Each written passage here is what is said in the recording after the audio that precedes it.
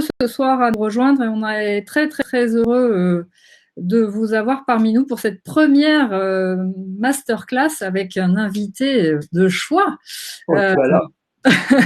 En la qualité de Jean-Pierre Baudouin, qui va bien sûr se présenter. De toute façon, on va attendre un tout petit peu parce que je pense que voilà, vous arrivez petit à petit dans la salle. Donc on va attendre 2-3 minutes avant de démarrer concrètement. Bon, voilà. Peut-être simplement pour utiliser ces 2-3 minutes, le point de départ de cette approche générationnelle du rythme des 25 ans, je l'ai commencé il y a une vingtaine d'années maintenant. Donc au tout début de la tranche de 25 ans dans laquelle nous sommes depuis 20 ans. Et donc je notais que depuis 1950, on avait un événement, pour le dire comme ça, de classe mondiale dans le paysage, et qui marquait un tournant, un changement de génération. Alors on pourra y revenir si vous voulez, chemin faisant, mais ça m'a intéressé de constater que quasiment à l'échéance des 25 ans, puisque 1950, 75, 2000, 2025, il se passe quelque chose qui effectivement est de dimension mondiale et qui présente les quelques caractéristiques. Alors on va y entrer dans le sujet dans un instant, mais c'est ça l'origine de l'approche que je me propose de partager avec vous à l'invitation de Stéphanie et des alumni du CELSA en général. Je suis tout à fait heureux effectivement de cette invitation et de continuer, puisque je n'ai pas vraiment arrêté entre Abu Dhabi, le MBA et deux ou trois autres choses. C'est un peu moins que mes 160 heures de cours annuels il y a quelques années, mais c'est toujours stimulant d'avoir un pied dans la maison. Alors, juste quelques mots en côté pratique de la chose pour ce soir. Donc, vous avez, je pense que maintenant, depuis 2 mois, on a l'habitude d'utiliser ce genre de plateforme, mais quand même, ça va toujours mieux en le disant. Donc, en bas, sur le côté, sur la colonne de droite, vous avez un chat que certaines ont déjà utilisé. Vous avez également un mode question-réponse qui est au même endroit que le chat. Si vous cliquez sur le point d'interrogation, c'est là que vous pouvez poser vos questions, ce qui permettra de lister les questions auxquelles Jean-Pierre répondra soit en cours de route, soit à la fin de son intervention. Je vois que certains n'ont pas de son. Alors, je pense que c'est vraiment une question de réglage sur votre ordinateur, d'autorisation de son.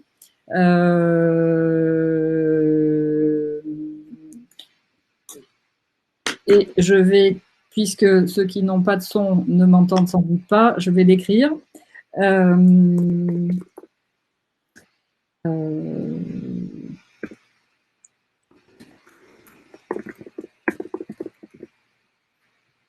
C'est sûr que sans le son, l'oral, c'est moins bien.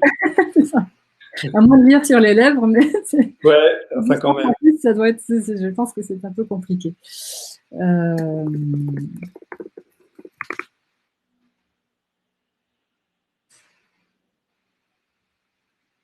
Il y avait aussi Assaël Adari, qui est donc le président de l'association des CELSA Alumni, qui souhaitait dire quelques mots en introduction. Est-ce que Assaël,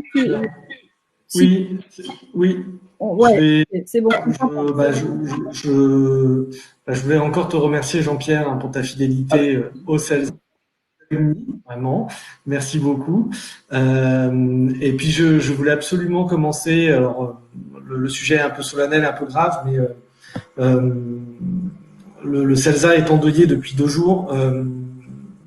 Yves Jeanneret, qui était le patron du GREPIC, qui était le patron de la recherche, qui a été le directeur adjoint du CELSA, est décédé hier.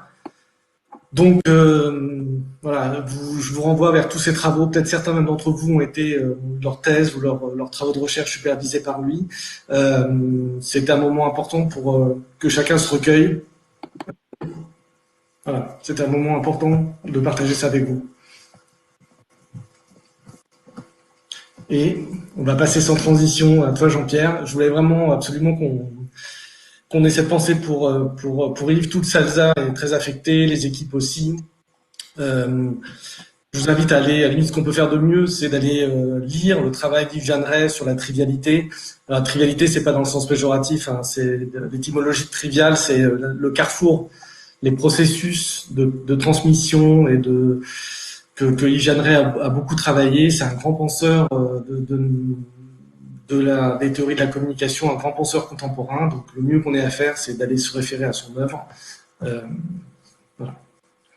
Alors c'est d'autant plus vrai, merci à Sahel et Stéphanie de commencer par là. Je voudrais vous lire 3 lignes de quasiment la fin de l'introduction d'un livre d'Yves Jeanneret, Where is Mona Lisa et autres lieux de la culture. Et il écrivait dans les dernières lignes de son introduction sont les suivantes. Nous n'oublierons pas que la culture crée des lieux autant qu'elle en fréquente, avec les 2 univers que nous visiterons pour finir, celui des espaces imaginaires de la littérature et de l'art, et celui des entreprises scientifiques qui nous transportent vers les secrets du ciel. C'est donc dans Where is Mona Lisa et autres lieux de la culture, au Cavalier Bleu, publié en 2011, page 19, et je trouve que ces lignes qui parlent des entreprises scientifiques qui nous transportent vers les secrets du ciel, quand on assiste au débat sur la science qui a lieu en ce moment dans la société, ça m'a semblé adéquat. Très bien, merci pour lui. Je pense qu'on peut... On démarre ? Oui, je pense qu'on peut démarrer. Assaël, je te coupe le micro, sauf si tu avais quelque chose d'autre à dire avant de démarrer, mais pour des raisons de qualité de son, je vais couper ton micro. Okay. Jean-Pierre, c'est à vous. Merci. Ce que je vous propose donc, c'est de cheminer autour de ces 3 dates, et de ces 3 dates qui prennent un sens un peu particulier maintenant, puisque j'ai un certain nombre d'entre vous l'ont peut-être eu l'occasion déjà de m'entendre sur ce sujet, mais il m'a semblé constater que depuis la fin de la Deuxième Guerre mondiale, nos sociétés sont marquées à peu près au rythme des générations, donc à peu près tous les 25 ans, par un événement de dimension mondiale qui marque un tournant dans la société et dans la société en tant que productrice d'opinion. Alors ça a été, bien entendu, la Deuxième Guerre mondiale et sa sortie en 1950, puisque le rationnement continue jusqu'en 1949, donc on ne sort d'un état de guerre vraiment qu'en 1950. Quasiment 25 ans plus tard, 73, c'est le premier choc pétrolier. On avance encore d'une génération et on a le 11 septembre 2001. Et puis voilà que presque 25 ans plus tard, nous avons ce coronavirus de 2020. Alors peut-être que le coronavirus est l'événement, ou peut-être qu'il va se passer un événement à l'échéance de 4 ou 5 ans, qui est l'échéance probablement normale des conséquences d'un impact de cette nature, et qui nous dira vraiment ce qu'a été le sens de ce moment pour nos sociétés. En tout cas, ce qui me semble, c'est que ces moments générationnels sont à la fois des matrices de l'opinion, parce que la société se souvient de ce qui s'est passé, et que ça marque un changement dans l'état de nos sociétés, donc dans la manière dont nos sociétés vont vivre ce qui va suivre. Alors, je vous propose de reprendre le contenu imaginé pour cette rencontre. C'est l'invitation qui vous a été faite et où je reformule les 3 questions autour desquelles j'ai segmenté le propos que je vous propose aujourd'hui.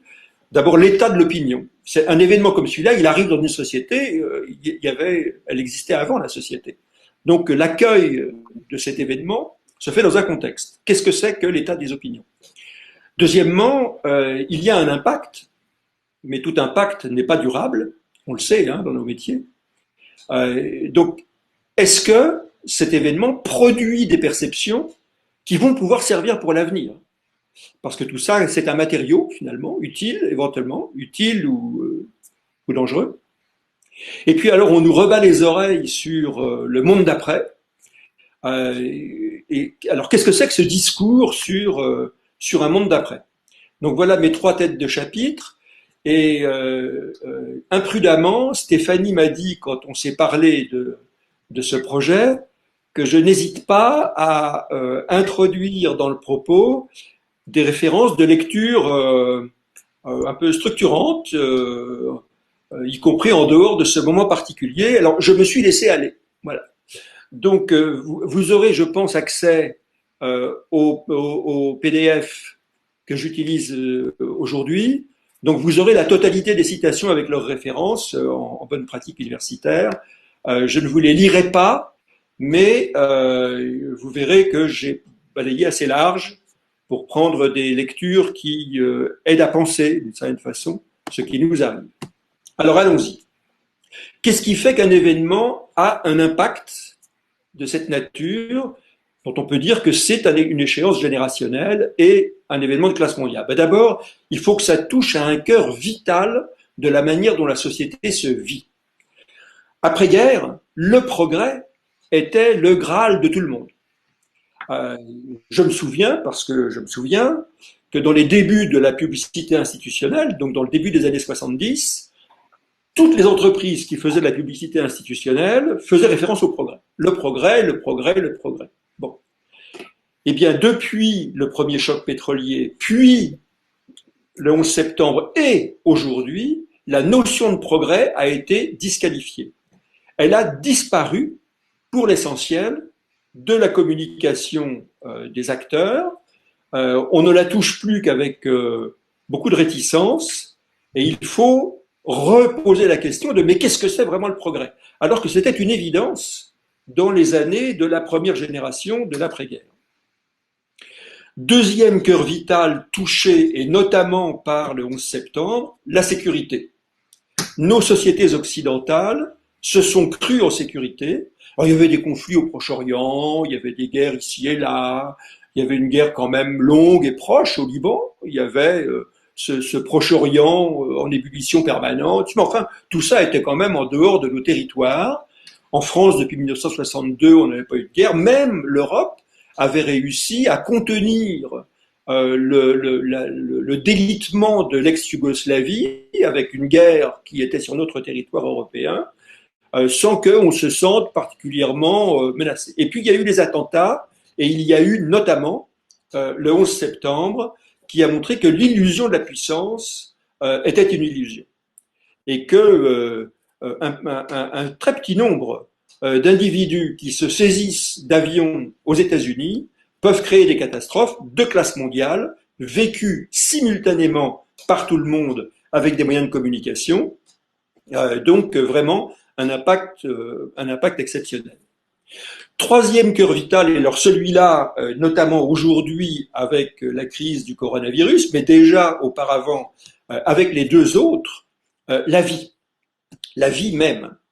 Alors, ce qui est remis en cause aujourd'hui, c'est l'utopie de l'immortalité. On nous a quand même beaucoup parlé dans les années récentes de bionique et de l'homme augmenté, etc. Et finalement, d'un éloignement de l'échéance de la mort. La mort était elle-même disqualifiée. Bien, voilà qu'elle revient. Voilà qu'elle est là et que la fragilité de la vie humaine apparaît, alors que nous sommes dans des sociétés où la question de la vie est une question permanente. On fait des conférences de bioéthique, et c'est pas seulement le cas de la France. On pose la question, il suffit de regarder la question de l'avortement dans les campagnes électorales aux États-Unis pour comprendre que cette question de la vie et de la mort est une question qui agite nos sociétés et qui, tout d'un coup, là, comme ça, prend un relief un peu particulier du fait de la démonstration de sa fragilité. Donc, premier critère d'un impact de classe mondiale qui marque un tournant et qui va avoir un effet durable, il faut que ça touche au cœur, un des cœurs vitaux de la manière dont nos sociétés se vivent. Deuxième condition de l'impact, l'effet planétaire. Le premier choc pétrolier a été la première découverte de la globalisation. Ça a été la première mondialisation des vulnérabilités, puisqu'aussi bien il suffisait, entre guillemets, que quelques États pétroliers arrêtent une activité pour que tout d'un coup on doit faire la queue à la pompe, qu'on éteigne la tour Montparnasse à Paris alors qu'on l'a laissé allumer toute la nuit allègrement, etc. Et qu'on crée des campagnes qui ont fait date, comme la chasse au gaspillage.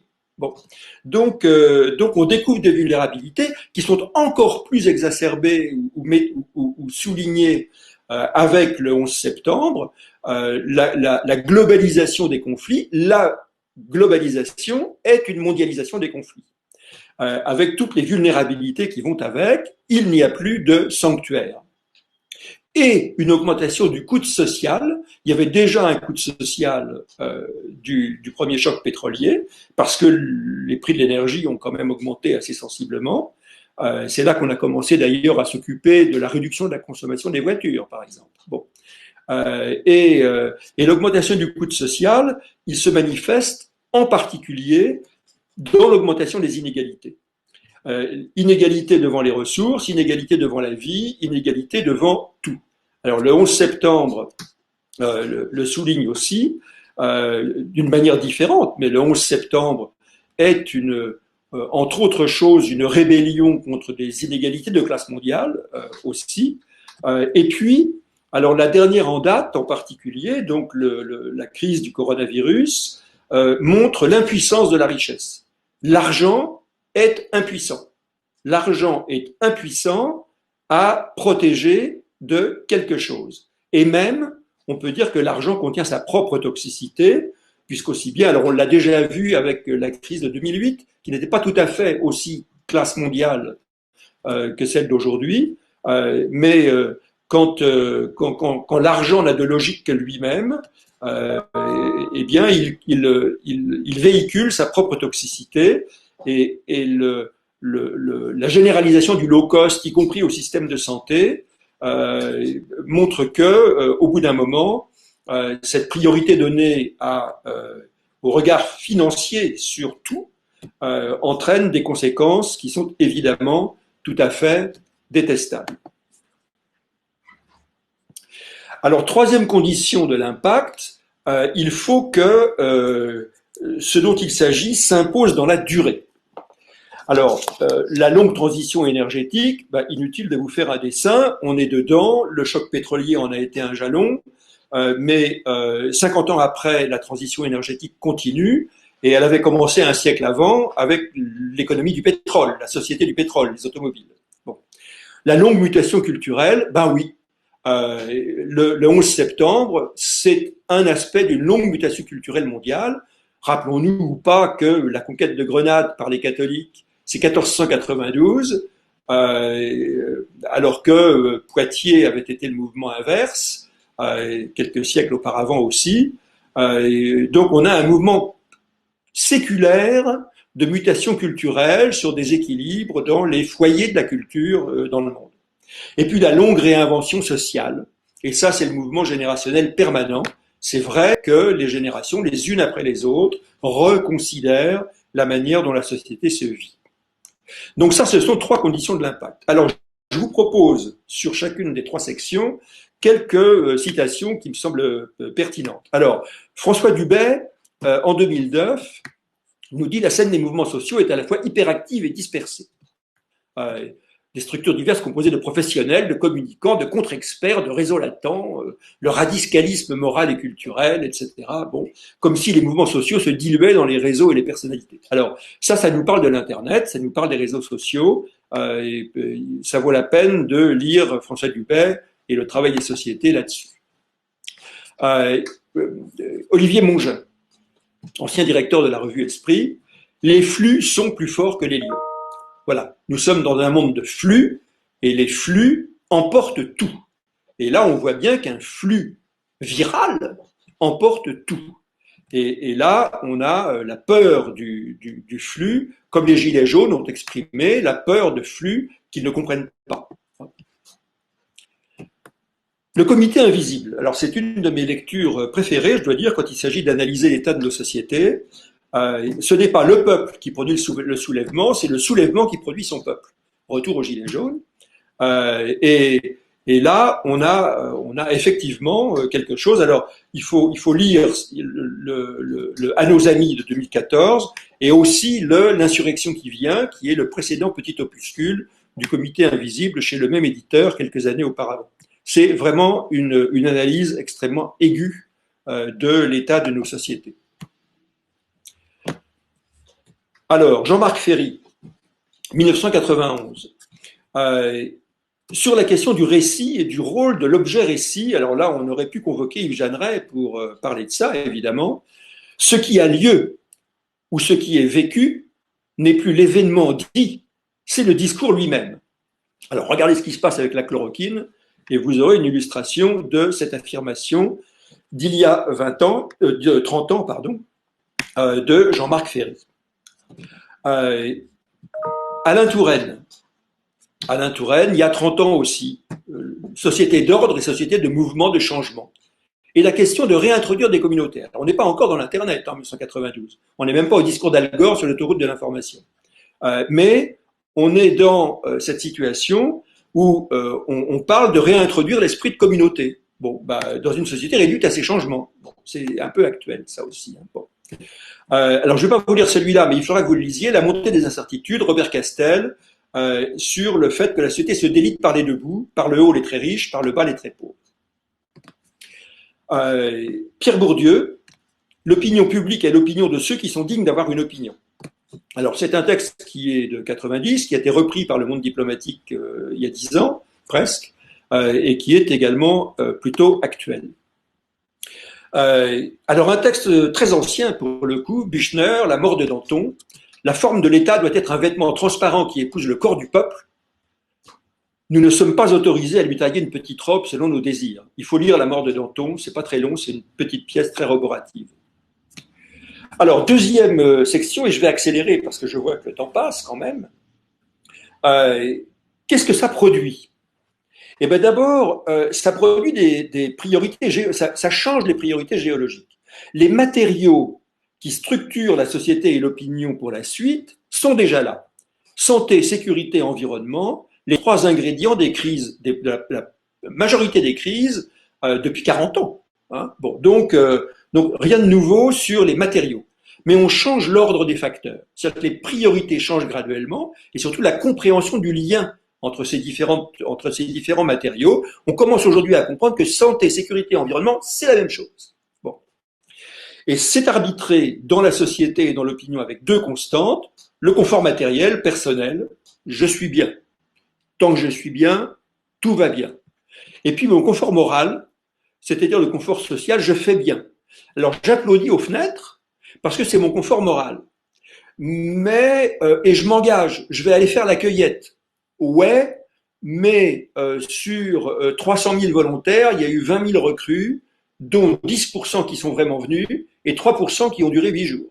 Donc le confort moral est limité par le confort personnel.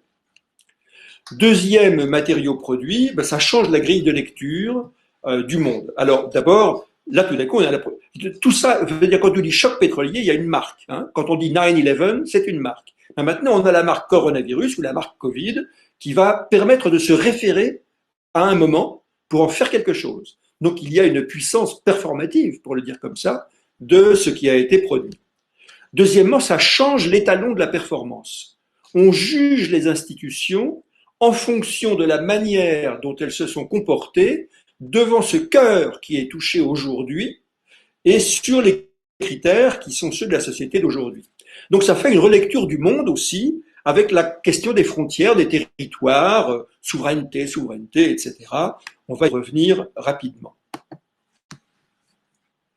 Alors le contexte de la société là-dessus, alors pardon, celle-là, elle est carrément méchante, mais alors cet Alain revient à la mode, vous avez remarqué. Alors j'ai une vieille édition du Roi Pot d'Alain chez Gallimard, qui n'est pas son œuvre majeure, mais où l'idée d'un peuple libre est la plus agréable aux tyrans. L'opinion publique est réglée jusqu'au détail par le gouvernement avec cette parure de plus. Il est interdit d'écrire et de dire que ces opinions ne sont pas libres. Bon, je vous laisse méditer ça, bien entendu. Contexte de la société toujours. Alors, Hannah Arendt, la perte de pouvoir et d'autorité par toutes les grandes puissances est clairement visible, mais l'augmentation dans la puissance des armes ne peut pas compenser la perte de pouvoir. Alors, à quoi est-ce que tout ça peut conduire? Eh bien, éventuellement à rien. Voilà. Donc, c'est pas mal de reprendre cette recherche des conséquences chez Hannah Arendt. Zygmunt Bauman, alors évidemment le théoricien de la société liquide, le bonheur est désormais synonyme d'un aujourd'hui différent plutôt que d'un demain plus heureux. Alors ça, on est là-dedans assez largement. Ernst Bloch. Alors Ernst Bloch, c'est pas forcément le plus connu des principes de. Alors le principe de précaution, on a. Il y a quelques autres principes qui ont été publiés depuis. Celui-là est un peu plus ancien que le principe de précaution. C'est quand même, alors rappelons-nous que c'est un juif allemand qui écrit ça entre 38 et 47. Bon, donc, quand on écrit le principe espérance dans ces circonstances-là, on sait à peu près de quoi on parle. Et ce qu'il dit, c'est que les sociétés qui regardent vers le haut font de l'espérance, et ceux qui regardent vers le bas détruisent de l'espérance, et ceux qui regardent vers le bas, qui ont peur, ont une peur, y compris face à l'espérance, et contre elle, la peur d'avoir une espérance. Pierre Caille, La morale et le chaos, 2008. La communication a été mise au service non pas de l'entente entre les hommes, mais de la mobilisation totale de la société. Bon, c'est pas très optimiste, mais enfin, c'est peut-être assez juste quand même. Émile Durkheim, alors c'est encore plus ancien, il est difficilement admissible que l'opinion n'exprime rien de réel. Alors là aussi, je vous laisse retourner à ce texte, parce que le rôle de la science ne se borne pas à introduire plus de clarté dans les tendances de l'opinion. Bon, mais l'opinion dit quand même quelque chose. Norbert Elias, on se rapproche un peu, la vie des hommes en société sur la planète entière constitue un domaine en soi. Voilà. La séparation entre État et société est sujette à confusion, c'est le prix à payer pour qu'on découvre que la vie des hommes en société sur la planète est un domaine en soi. Alors ça, on est en train d'en avoir une illustration intéressante dans le débat sur l'échelle du sujet. Alors, dernière séquence, rapidement, qu'est-ce que c'est que cette demande d'un après? Alors, cet après est-il un futur ou cet après est-il le retour au passé?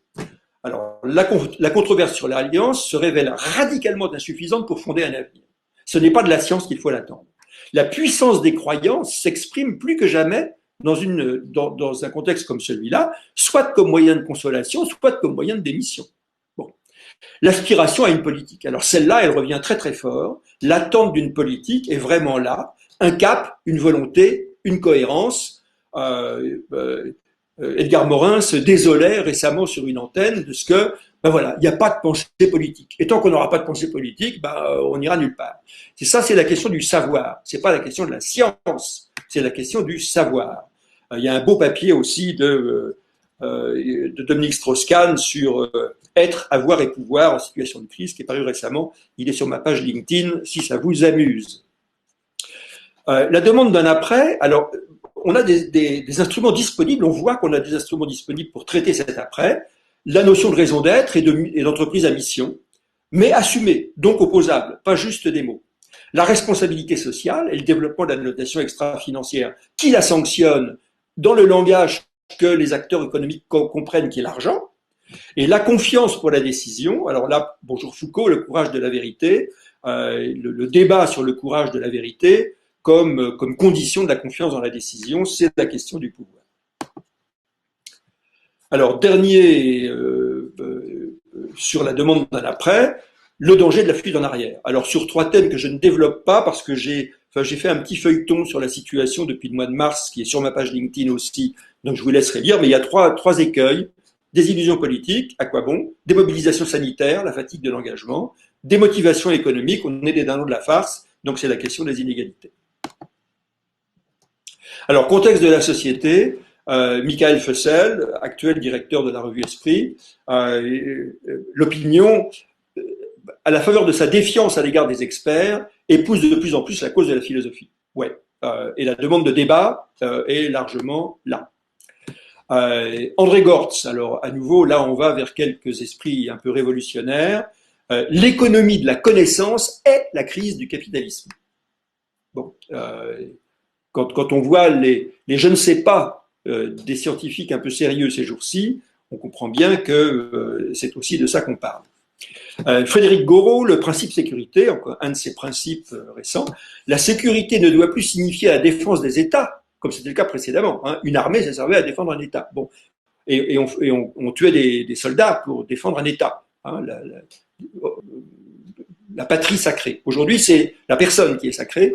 Donc la défense, c'est plus la défense d'État, c'est la protection des populations. Obligation de l'État. Contexte de la société. Alors le débat Habermas-Ratzinger en 2005 sur la sécularisation. Il n'y aura citoyen que si les principes de la justice trouvent à s'insérer dans le tissu plus dense de la culture et des valeurs. Bon, ça c'est le côté Habermas. Le côté Ratzinger, qui devait devenir pape un peu plus tard. Le soupçon contre le droit, il y aura toujours le soupçon contre le droit lorsque le droit lui-même ne paraîtra plus être l'expression d'une justice au service de tous, mais le produit du bon vouloir de ceux qui ont le pouvoir. Ça, c'est quand même assez net et assez violent. Alors Heidegger, la science ne pense pas. La science ne pense pas. La science ne peut rien sans la pensée. Donc retour à la science et au savoir, ce sont 2 ordres différents, et aujourd'hui on voit bien que la science ne pense pas. Il faut quelqu'un qui pense à partir de la science, mais la science ne pense pas. Horkheimer et Adorno, alors ça c'est très très pessimiste. Que faire quand les Lumières, c'est la recherche désespérée d'un fondement intellectuel à persister dans la société lorsqu'on n'y a plus d'intérêt. Donc c'est trouver une métaphysique ou se suicider. Il faut se rappeler que Horkheimer et Adorno écrivent ça, juifs émigrés à New York dans les années 40. Donc là aussi, ils savent un peu de quoi ils parlent. Philippe Delibarne, les grands principes ne relèvent pas d'un monde à part. Il va falloir qu'on s'en souvienne dans les moments qui suivent cette période. Hans Joas, pas Hans Jonas, mais Hans Joas, les valeurs se distinguent des normes parce que les normes sont restrictives et les valeurs sont attractives. Là, ça fait partie aussi des choses sur lesquelles il faut se clarifier un peu les idées. Je ne vous lis pas Claude Lévi-Strauss, vous pourrez y retourner, mais la différence entre culture et société, culture désordre, société ordre, c'est culture ordre, société désordre, pardon, c'est assez éclairant. Walter Lippmann, The Symbol is both a mechanism of solidarity and a mechanism of exploitation. On est en plein dans les symboles là aujourd'hui aussi. Donc voilà. Le rationnel et le raisonnable. Alors je vais passer là-dessus parce que là, j'ai écrit des choses là-dessus, donc c'est retrouvable. Alors, pour terminer sur une note un peu positive, one of the real achievements of modern society is to remove the opposition between mass and mental. Tiens, il peut sortir une pensée de la masse. Alors Richard Sennett, qui écrit ça en 2006, est un connaisseur de ces situations et il s'adresse là en l'occurrence beaucoup à l'interne, aux salariés des entreprises, comme masse pensante et comme masse susceptible de produire des idées sous condition. Alors il y a aussi, pas seulement la demande d'un après, mais la demande d'un monde. Alors je vais terminer avec ça. Le monde qui est demandé doit se retrouver dans les priorités qui sont fixées par la marque Covid. Un monde économique. Alors est-ce qu'on continue avec le low cost inégalitaire? Est-ce qu'on va continuer de mourir low cost du côté de Peshawar pour que nous ayons des t-shirts à 1 euro? Un monde politique, quelles sont les échelles du pouvoir? Est-ce que la question va se régler à l'échelle de la France, à l'échelle de l'Europe? C'est quoi l'échelle du monde politique. Où est le siège du politique? Et puis un monde social, alors c'est quoi l'éthique de la vie finalement, hein? On commence à entendre Comte Sponville qui dit « mais enfin laissez-nous mourir ». Bon, arrêtez de mettre la santé comme principe de tout. Si on doit mourir, on meurt, point. Alors c'est ce qu'a fait la Suède. Hein. Bon, ça lui a pas trop mal réussi. Alors, pour terminer, et sur ce monde d'après, j'ai pris 4 extraits de presse des derniers jours. Le 20 mai, Danone, alors ça c'est dans l'opinion, mais j'aurais pu le prendre ailleurs, Danone annonce simultanément son intention d'inscrire dans ses statuts son caractère d'entreprise à mission, une première pour une entreprise cotée, et en même temps de maintenir le versement de son dividende. Donc là, on est bien dans cette réconciliation de 2 visions entre un capitalisme qui n'est pas nécessairement financier et une entreprise qui n'est pas forcément capitaliste seulement. Deuxième extrait, la Dhaka Tribune, qui explique que les factory owners in Myanmar, Bangladesh and Cambodia shut down thousands of factories and send home workers with little or no pay. Fin de l'argent. Mais, presque en même temps, le Financial Times, Bangladesh is reopening its garment factories. On ne peut pas vivre son activité économique, putting at risk the workers to help the country reboot its economy. Donc, alors c'est pas le choix de Sophie tout à fait, mais quand même, de quoi faut-il mourir? De faim parce qu'on n'a plus de travail, ou éventuellement d'un virus parce qu'il est en circulation. Et puis alors, vraiment un clin d'œil, parce que là je suis un peu tombé de ma chaise, la dépêche du Midi indique que l'Occitanie crée sa filière d'industrie de santé. Un cluster, mot à la mode, d'industrie de santé va être créé en Occitanie pour structurer une filière stratégique pour l'Occitanie. Carole Delga, la présidente de région, veut assurer une souveraineté sanitaire locale. Bon. Donc on voit bien que ces questions-là vont devoir, d'une manière ou d'une autre, être traitées. Alors, merci pour ça. Je fais une page de pub. Il y a un certain nombre de choses qui sont dans les pouvoirs de l'opinion qui ont trait à ce que je viens de vous dire. Si vous cédez à la tentation, si jamais vous êtes tenté, allez sur le site des Belles Lettres directement plutôt que sur Amazon. Ça fera plaisir à tout le monde. Et puis, comme je disais, il y a quelques feuilletons qui sont sur ma page LinkedIn et qui sont toujours disponibles pour aller peut-être au-delà et différemment de ce que je viens de vous livrer brutalement en l'espace d'une grosse demi-heure. Merci. Merci beaucoup Jean-Pierre. Je vous laisse, vous les participants, poser vos questions. Je vois qu'il n'y a pas de questions pour l'instant, mais allez-y. J'espère que vous en avez. Je suis sûre que vous en avez. Donc n'hésitez pas, lâchez-vous. Sans ça, je vais continuer.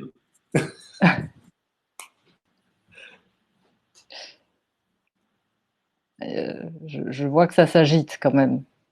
Ça s'agite. Bon. Mais je reste très convaincu de cette lecture générationnelle de la manière dont l'opinion fonctionne. Pour livrer une des clés de cette lecture que je n'ai pas intégrée là parce que ça aurait été vraiment trop long, je prétends que quand on a une quinzaine d'années, on a acquis les échelles de valeur, pour le dire comme ça, qu'on va avoir toute sa vie, à 15 ans. 25 ans plus tard, on a 40 ans, on est en charge. On est en charge d'une famille, d'une association, d'un service, d'une entreprise, d'une administration, de quelque chose. Et quand on est en charge 25 ans après ces 15 ans, on applique à ceux dont on est en charge les valeurs qu'on a cristallisées 25 ans plus tôt à 15 ans. Et 25 ans plus tard, on a 65 ans et on sort du jeu. Bon. Donc quand on regarde dans quel contexte les populations, en tout cas les populations occidentales, ont eu 15 ans, ont eu 25 ans, ont eu 40 ans et ont 65 ans, on voit qu'il y a effectivement une coïncidence entre le fait que j'ai eu 15 ans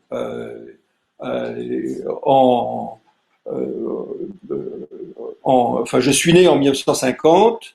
En 1968, je fais mai 68. Et en 1971, je reçois le choc pétrolier avec un appareil critique qui est très particulier parce que c'est celui qui a été forgé par mai 68. Quand j'ai 15 ans, au milieu de la période suivante, je vois que la vie est dure et je prends 9/11 en pleine figure. Et je vis dans un monde complètement instable parce que c'est la fin de l'Union soviétique, c'est la chute du mur de Berlin, c'est la fin de la guerre froide, c'est la fin des repères habituels qui étaient là depuis la guerre. Donc les gamins de 15 ans, là, ils se disent mais dans quel monde je vais être? Et aujourd'hui, enfin ils ont eu 40 ans il n'y a pas très longtemps, et ils ont produit le Rassemblement national, en gros. Hein. Donc tous ces mouvements de repli sur soi qui sont nés un peu de la peur du monde liquide. Les gamins qui ont eu 15 ans là au milieu de la période 2000-2025 et qui sont là encore en train de sortir tout doucement de leur adolescence, ils ont vécu dans ce monde où les parents sont dans le repli sur soi et ma conviction est que ça ne les intéresse pas. Ils veulent de nouveaux horizons. Pour le moment, personne n'est capable de le leur donner, mais ils cherchent des horizons et la maille des horizons n'est pas fixée. Horizon de territoire, horizon local, régional. Regardez la montée du local, l'appétit pour le local. On se recherche des horizons qui soient des horizons aspirationnels et pas des enfermements comme Alternative für Deutschland ou le Rassemblement national les propose dans la génération de leurs parents.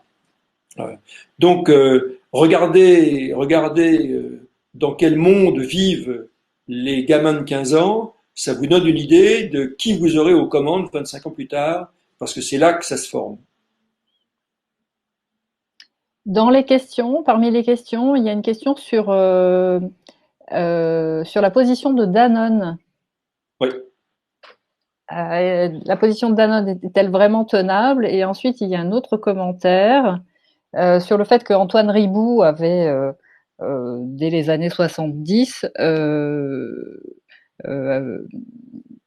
était quelque peu visionnaire finalement. Est-ce que vous avez quelque chose à nous dire à ce sujet? Oh je voulais deux choses, sans être ni dogmatique ni idéologue. Antoine Riboud, puis Franck, ils ont prouvé par le succès de leur entreprise que ce qu'ils avaient dans la tête et que leur conviction, pour le coup, n'était pas économiquement imbécile. Alors, il y a eu un moment difficile parce que quand il a fallu mettre en cohérence le projet d'entreprise de BSN avec les convictions d'Antoine Riboud, il a fallu vendre Cronenbourg, par exemple, parce que être un marchand de bière, quand on veut être l'entreprise de la santé des consommateurs, c'était pas très très adéquat. Donc il fallait quand même avoir un peu de trip, hein, parce que Cronenbourg c'était pas nul. Et ils ont vendu Cronenbourg pour faire le groupe Danone, pour abandonner l'acronyme BSN et devenir Danone. Bon.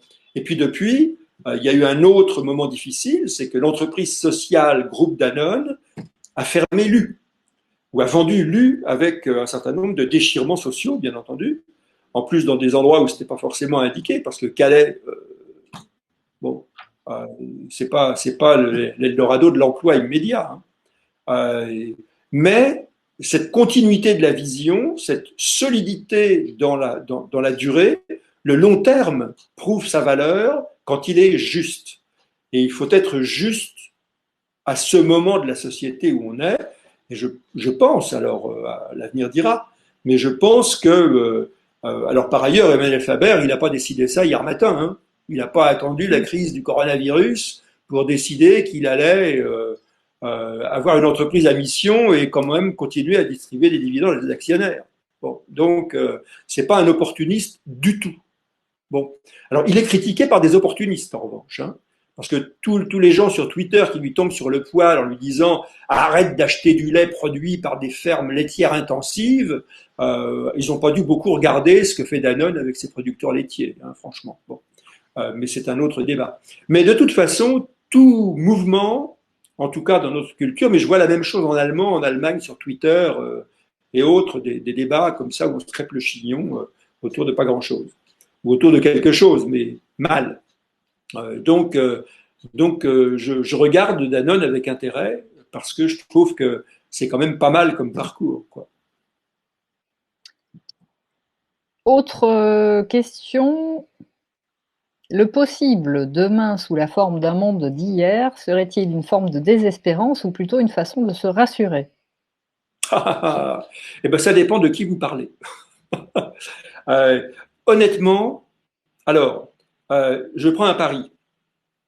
Si il ne se produit de la part des décideurs politiques et économiques dans cette période, c'est-à-dire dans les 18 mois qui viennent, aucun, non seulement signe, mais aucun acte qui marque le virage qui quand même est demandé à la lumière de ce qui nous arrive et de la compréhension de l'imbrication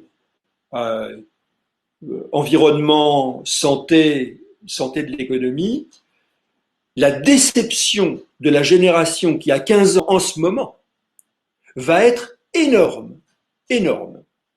Et une déception comme celle-là, 25 ans plus tard, et dans les 25 ans qui vont de 15 ans à 40 ans, c'est-à-dire dans le moment où on monte en puissance, on se structure, on s'installe et on vote, ça fait des choses. Alors dans ce monde intermédiaire où quand même on est, je veux dire, les structures de partis ont un peu délité, et c'est pas seulement le cas en France. Il y a une espèce de désorientation parce qu'il n'y a pas de cap politique, parce qu'il n'y a pas vraiment de vision politique. Hein, je reviens à Edgar Morin. Eh bien, si c'est un retour en arrière, c'est pour certains un moyen de se rassurer, parce que évidemment, bon, allez, on va revenir au point où on a été, et peut-être même un peu en arrière de l'arrière. C'est-à-dire, il va falloir travailler plus. Là, le discours du CNPF au début, en tout cas dans les mots utilisés par M. Roux de Bézieux, je me suis dit, attends, quand même, qu'est-ce qu'il a, il a vraiment vieilli ou il a perdu son sens de l'innovation qui a fait qui il est qu'est-ce qui lui prend? Ou alors il est juste le porte-voix d'un CNPF ou d'un MEDEF. Je veux dire, je dis CNPF parce que c'est vraiment du retour en arrière, ça. Donc ça dépend de qui on parle. Mais en tout cas, quel que soit ce qui en sort, ce dont je crois qu'il faut prendre garde ou ce à quoi il faut s'attacher, c'est ce que cela produira dans la durée à partir du moment où sera imprimé l'esprit d'une génération qui est en train de se former. Et ça, c'est pas nul. Autre question. Vous parliez de Richard Sennett et pour rebondir sur la différence entre valeurs et normes, pensez-vous que la construction d'un système de valeurs est plus problématique dans une période de dématérialisation des rapports? Sennett milite pour la retangibilisation. Oui. Oui, c'est vrai. Alors, Sennett a écrit il y a assez longtemps de ça, hein, déjà, des lignes où il met en garde contre le management MP3. C'est-à-dire la capacité que donne l'Internet à un patron, à un dirigeant, d'adresser ses messages directement à la totalité de ses salariés en court-circuitant toutes les hiérarchies. Alors là, vraiment, oui, je crois que alors, c'est pas forcément plus difficile de construire des valeurs en ces temps-là. C'est plus difficile, pas à cause de la dématérialisation, mais à cause de ce que aujourd'hui les flux sont plus forts que les lieux. Et qu'il faut qu'on regarde ce qu'est un système de valeurs, si on veut le dire comme ça, et je vais revenir sur les deux mots. qui prennent en compte l'état du monde pour de vrai, et qui soient suffisamment là, Philippe Guéribard, la logique de l'honneur. Les grands discours ne sont pas ailleurs, hein, ou Michel Foucault, ou Bourdieu plutôt. Le discours n'est pas une chose en plus. Le discours est là. Barbara Cassin, hein, la performativité du discours. Là, on est là-dedans. Mais je crois qu'il faut regarder, les systèmes de valeurs changent parce qu'il y a tout ça et que les valeurs centrales peuvent et doivent trouver leur source et leur expression dans un contexte un peu différent de ce qu'il était. La relecture des Lumières est importante. Là, je pense que peut-être qu'on a atteint, je ne sais pas, hein, mais on voit tellement dire et on lit tellement chez les gens qui ont des idées à peu près en ordre que il faut vraiment se remettre devant la philosophie des Lumières sur laquelle nous vivons pour l'essentiel aujourd'hui et se demander est-ce que c'est encore adéquat. Alors Horkheimer et Adorno ont commencé en 1944, mais ça vaut la peine de continuer aujourd'hui. Alors je reviens sur système de valeurs, deux mots sur lesquels on tape comme des punching balls, et je commence à avoir dans l'idée de peut-être mettre en ordre deux ou trois choses là-dessus.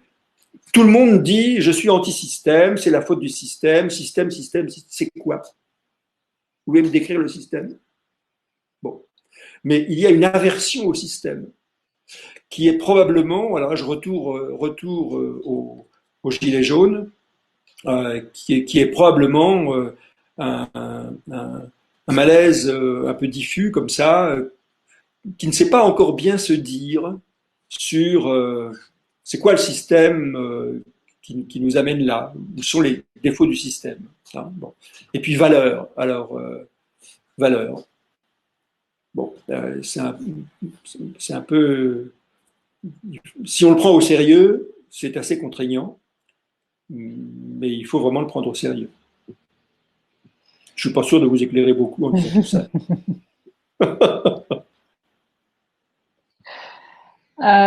Alors, nouvelle question, et on va peut-être, ça sera peut-être la dernière. Quand un dirigeant ne respecte pas les valeurs qu'il affiche à l'extérieur, est-ce qu'à terme, cette dichotomie peut tenir? En bref, est-ce que la sincérité du dirigeant est la condition première de la crédibilité et pérennité d'un système de valeurs? Absolument. Absolument. Là-dessus, il y a vraiment pas d'exception. Chaque fois qu'un dirigeant se laisse aller à des errements qu'il aurait clairement souhaité interdire à ceux dont il a la charge, aujourd'hui, il se fait fusiller. Et honnêtement, je crois à juste titre. Parce que, quand même, quoi, c'est là que on se rend compte de la difficulté et de la réponse qui vient. La difficulté, c'est l'équivalence totale. Tout se vaut. Tout se vaut. Donc, il n'y a plus de hiérarchie dans quoi vaut quoi. Hein, mon avis vaut le vôtre, voilà, mon comportement vaut le vôtre, etc. Bon, très bien. Très bien. À partir de là, on est dans cette horizontalité tellement acclamée dans les débuts de l'Internet, mais sans verticalité, on ne fait pas société. Et il faut remettre des verticalités dans l'horizontalité. Et là, on a depuis quelques années maintenant des signes du retour de tiens, mais qu'est-ce que la métaphysique peut dans ce monde où nous sommes? Et il y a quand même un certain nombre de personnes qui écrivent là-dessus, hein, et qui le pensent plutôt pas mal. Alors dans des directions qui peuvent être très différentes les unes des autres. Il y en a une qui me fascine tout à fait aujourd'hui dans la cohérence entre son discours, ses actes et sa pensée, c'est Cécile Duflot. Parce que j'ai eu la chance de faire rencontrer Cécile Duflot à un dirigeant du CAC 40 il y a maintenant une douzaine d'années peut-être. C'est-à-dire quand elle n'était pas encore ni prix Nobel, ni aussi connue qu'elle peut l'être aujourd'hui.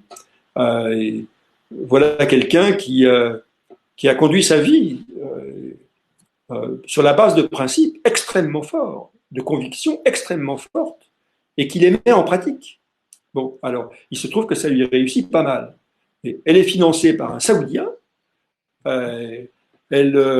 qui est d'une discrétion absolue d'ailleurs, et il faut lui en rendre grâce, mais qui a au départ décidé que oui, lutter contre la pauvreté, c'était probablement ça. Et c'est ça qu'elle fait, et il faut vraiment lire Cécile Duflot, et puis regarder ce qu'elle... Comment? Esther Duflot, pardon. Pardon. Alors ça, c'est le lapsus. La première fois que je vais parler d'Esther Duflot au patron en question, il me dit pourquoi vous me parlez de Cécile Duflot. Et je lui dis mais justement, c'est pas Cécile, c'est Esther.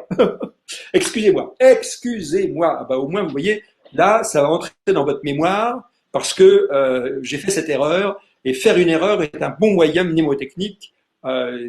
Donc, merci l'erreur. Et vous voyez, ça montre bien qu'on vous écoute, parce que là, tout le monde se disait, mais pourquoi nous parle-t-il de Cécile Duflot, qui est sûrement très intéressante également. Mais... Tout à fait, mais dans un autre registre. Oui. Voilà. Non. Esther Duflot, oui, pardon. Lisez Esther Duflot, il y a un bouquin qui sort là, incessamment, qui vaudra la peine d'être lu, certainement. Très bien. Je pense qu'on va terminer cette séance maintenant. Ça va? Ils n'ont pas été tous découragés? Je pense que non. Hein. Je crois que tout va bien. Ce qu'on fera, c'est qu'on enverra donc à tous les participants votre présentation, avec tous les textes à lire pour aller plus loin. Voilà. Merci beaucoup, Jean-Pierre, pour cette heure intense de réflexion, ce qui change un petit peu de certains webinars souvent un peu creux, qu'on a sans doute tous suivis lors des dernières semaines. Et voilà, un petit mot quand même sur les alumni, pour tous ceux qui sont là. Vous savez que l'association essaye d'œuvrer pour le maintien de la communauté et le développement de la communauté des alumni CELSA. Depuis le confinement et depuis 3 mois presque maintenant, nous avons ouvert tous nos événements à tous, c'est-à-dire adhérents et non adhérents. Mais je rappelle que nous vivons grâce à vos adhésions. Et donc, faire vivre une association, pour faire vivre une association, on a besoin de vous. On a besoin de vous en tant qu'adhérents. Voilà. Et si vous voulez qu'on puisse organiser des moments de réflexion, des moments de rassemblement, etc., eh bien, nous avons besoin de vous. Voilà, c'était le petit rappel final. Et boire un coup dès que ça sera possible. Voilà, c'est ce qu'on espère, avec grand plaisir. Merci à tous. Merci à vous. Et à très bientôt, j'espère. J'espère. Avec plaisir. Bonne soirée. Au revoir. Au revoir.